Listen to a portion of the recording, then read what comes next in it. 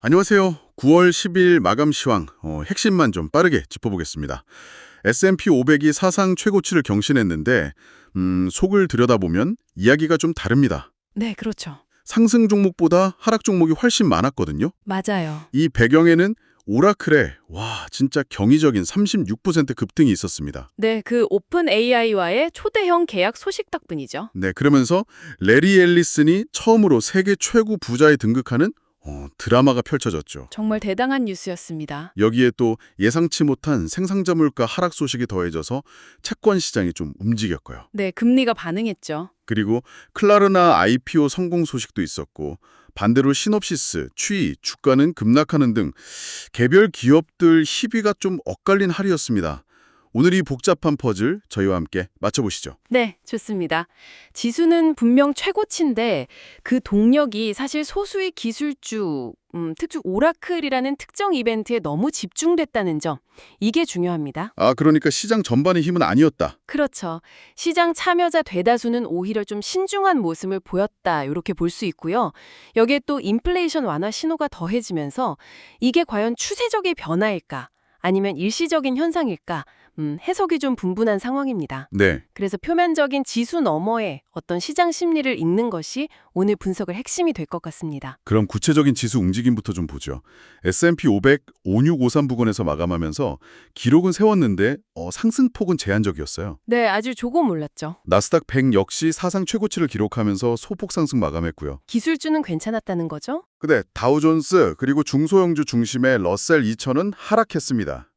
여기서 가장 흥미로운 지점은 역시 시장의 폭, 그러니까 내부 상황 아니겠습니까? 정확합니다. S&P 500 내에서도 하락 종목 수가 상승 종목 수의 거의 2배 가까이 됐어요. 2배요? 네, 약 63%의 종목이 하락한 거죠. 이건 지수 상승에 얼마나 좀 편중되어 있는지를 명확히 보여주는 겁니다. 그렇군요. 이런 현상은 사실 랠리의 지속 가능성에 대해서 좀 질문을 던지게 하죠. 소수 종목에 의존하는 상승장은 그만큼 취약할 수 있다. 이런 신호로 해석될 여지가 있습니다. 네, 인플레이션 쪽으로 넘어가 보죠. 8월 생산자 물가 지수, PPI라고 하죠. 이게 기업 단계의 물가 압력을 보여주는 지표인데 이게 예상외로 전월 대비 0.1% 하락했어요. 네, 4개월 만에 첫 하락이고 4월 이후 가장 낮은 수준입니다. 이 소식이 주식시장보다는 채권 시장에 더 직접적인 영향을 준 것 같아요. 네, 맞습니다. 10년물 국채 금리가 4bp 하락해서 4.04%까지 내려갔죠. 여기서 좀 생각해 볼 점은 일부 분석가들이 제기하는 것처럼 그 최근 관세 인상에도 불구하고 도매업체들이 아직 그 비용을 소비자에게 전가하지 않고 있을 가능성, 이런 건가요? 네, 그럴 수 있습니다. 만약 그렇다면 이 상황이 언제까지 지속될 수 있을지, 그리고 내일 발표될 소비자 물가 지수, CPI 데이터에서 어떤 단서를 찾을 수 있을지가 관건이겠죠. 네, 섹터별 흐름을 보면 단연 기술주가 주인공이었습니다. 그렇죠. 오라클 효과가 지배적이었죠. 에너지하고 유틸리티도 상대적으로 선방했고요. 반면에 임의 소비재는 가장 큰 폭으로 하락했고 필수 소비재도 좀 부진했습니다. 역시 가장 큰 뉴스는 오라클이었습니다. 36% 급등.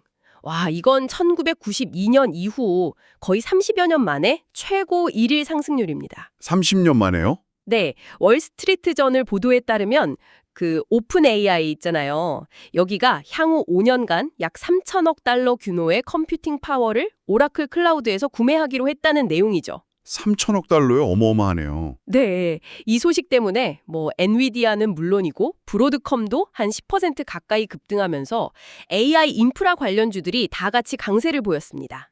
그리고 이 오라클의 급등이 결국 레리 앨리슨을 사상 처음으로 세계 최고 부자로 만들었습니다.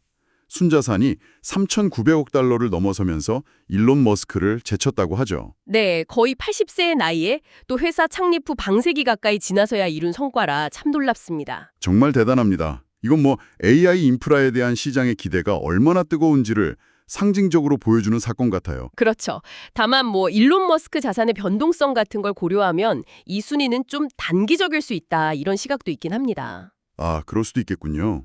근데 더 중요하게 짚어야 할 부분은 사실 오라클의 기존 핵심 사업, 그러니까 데이터베이스 소프트웨어 부문은 사실 성장세가 좀 둔화되고 있다는 점이에요. 원에 잘하던 건 좀 그렇다. 네, 즉 AI라는 미래 성장성에 대한 베팅이 현재의 어떤 사업 부진 우려를 완전히 압도한 상황이다. 이렇게 해석할 수 있습니다. 이건 다른 거대 기술 기업들에게도 시사하는 바가 클 것 같습니다. 네, 신규 상장 시장에서는 스웨덴 핀테크 기업 클라르나, KLL, RLNA가 성공적인 데뷔를 했네요. 네, 공모가 상단을 넘는 40달러에 상장해서 14억 달러를 조달했고요. 첫날 거래에서 한때 52달러까지 올랐다가 결국 46달러 수준에서 마감했습니다. 괜찮은 출발이네요.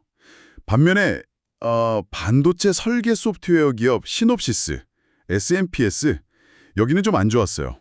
미국 정부의 대중국 수출 규제가 실적에 부담을 줄 거다 이렇게 경고하면서 주가가 35% 이상 폭락했습니다. 와, 35%면 정말 크네요. 네, 심지어 인력 감축 계획까지 발표하면서 충격을 더했죠. 온라인 반려동물 용품 업체 취위, CHWI 역시 한 16%가량 하락했습니다.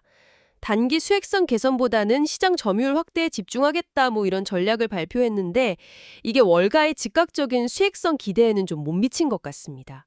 장기적으로 보겠다는 건데 시장은 당장을 원했군요. 그렇죠. 매출 전망은 올렸는데 이익 전망은 그대로 유지했거든요.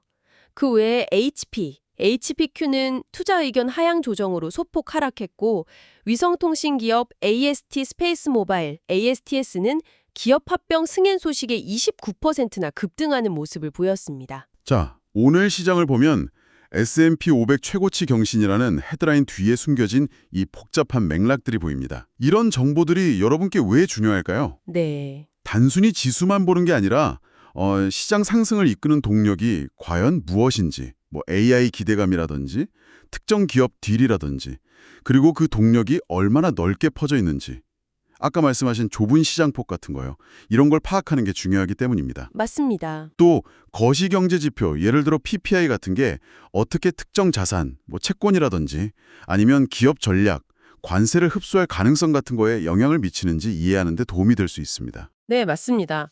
오늘 시장은 정말 소수의 승자와 다수의 관망자가 공존하는 모습을 극명하게 보여줬습니다.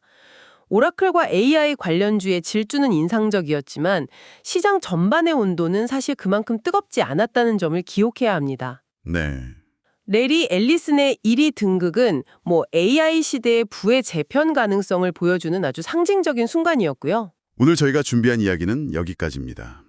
이렇게 복잡한 시장 정보 속에서 핵심을 짚어내는 여정, 앞으로도 계속 함께해 주시면 좋겠습니다. 마지막으로 생각해볼 질문 하나를 남겨봅니다.